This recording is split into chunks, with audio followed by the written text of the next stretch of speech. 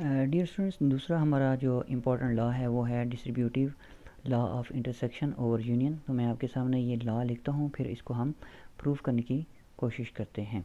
तो distributive law of intersection over union है A intersection B union C is equal to A intersection B और union A intersection C. ये आपका distributive law of intersection over union है। इसकी भी दो साइड्स होती हैं, left side and right side, और इसमें नंबर ऑफ़ सेट्स जो होते हैं वो 3 होते हैं, ए बी एंड सी। तो कोई से भी 3 सेट्स के लिए आपने ये distributive law of intersection over union को वेरीफाई करना है। तो हम इसके लिए 3 सेट्स ले लेते हैं। ए सेट हम कोई एम्प्टी सेट चले ले लेते हैं, और बी जो सेट है ये हम एक सिंगल्टन सेट ले लेते हैं, और सी एक सेट हम ले लेते हैं जिसमें हम 2, 4 और 6 रख लेते हैं। 3 एलिमेंट्स हम इसमें रख लेते हैं। तो इसकी हम इसी तरह लेफ़्ट हैंड साइड पहले हम इसकी सॉल्व करना चाहेंगे। तो लेफ़्ट हैंड साइड है इसकी A intersection B union C. तो इसी तरह बिल्कुल आपने इसके नीचे सेट्स पुट कर देने हैं। ए का सेट है एम्प्टी सेट, फिर आगे इंटरसेक्शन है, फिर आगे ब्रैकेट है। तो बी का सेट आपका सिंगल्टन सेट है जिसमें एलिमेंट 0 है।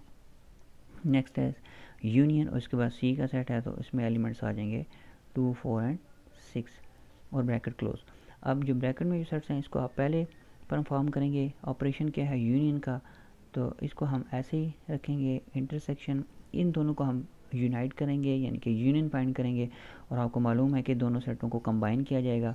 इसमें आ जाएगा 0, 2, 4 एंड 6 जी। तो अब इसको आपने इंटरसेक्शन करना है दोनों का। इंटरसेक्शन में कॉमन एलिमेंट्स को देखा जाता है, इसमें कोई एलिमेंट्स मौजूद नहीं है और जो हम इनको कंबाइन कर सकें, तो लिहाजा जो आंसर आएगा वो आएगा आपके पास एम्प्टी सेट। तो ये आपने इसकी लेफ़्ट हैंड साइड सॉल्व कर ली। इसी तरह हम जब इसकी राइट हैंड साइड सॉल्व करेंगे तो राइट हैंड साइड में बेसिकली 2 चीज़ें आ जाती हैं।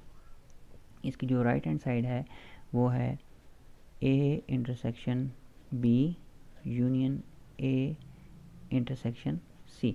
इसमें 2 चीज़ें आप देख सकते हो कि एक है ए इंटरसेक्शन बी और दूसरा है ए इंटरसेक्शन सी। तो इसी तरह बिल्कुल हम इसको पहले ए इंटरसेक्शन बी को हम पहले फाइंड कर लेते हैं। ए इंटरसेक्शन बी, ए का सेट हम लिखेंगे जो कि एम्प्टी सेट है, इंटरसेक्शन बी का सेट सिंगल्टन सेट है। आप देखो कि इसमें दोनों सेट्स में जो कॉमन एलिमेंट्स हैं वो कुछ भी नहीं है कॉमन, तो ये एम्प्टी सेट इसका आंसर आ जाएगा ए इंटरसेक्शन बी। इसी तरह जब हम ए इंटरसेक्शन सी फाइंड करेंगे तो ए का सेट आपके पास एम्प्टी सेट है, इंटरसेक्शन सी का सेट आपके पास है 2, 4 एंड 6। तो यहाँ पे भी आप देखो कि इंटरसेक्शन में कोई ऐसा एलिमेंट कॉमन नहीं है, तो यहाँ पे भी इसका आंसर आ जाएगा एम्प्टी सेट। तो हमने ए इंटरसेक्शन सी भी फाइंड कर लिया। अब इन दोनों के दरमियान में देखें आपके पास यूनियन है, तो इन दोनों सेट्स को आपने यूनियन कर देना है। तो लिहाजा A intersection B union A intersection C. इनके नीचे मैं इनके सेट्स लिख देता हूँ। ए इंटरसेक्शन बी का सेट आपके पास एम्प्टी है, यूनियन ए इंटरसेक्शन सी का सेट भी आपके पास एम्प्टी सेट है।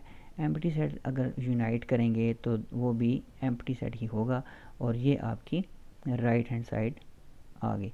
अब आप अगर इस लॉ की लेफ़्ट हैंड साइड आप देखें तो वो भी एक एम्प्टी सेट था, और उसकी राइट हैंड साइड देखें तो वो भी एक एम्प्टी सेट है।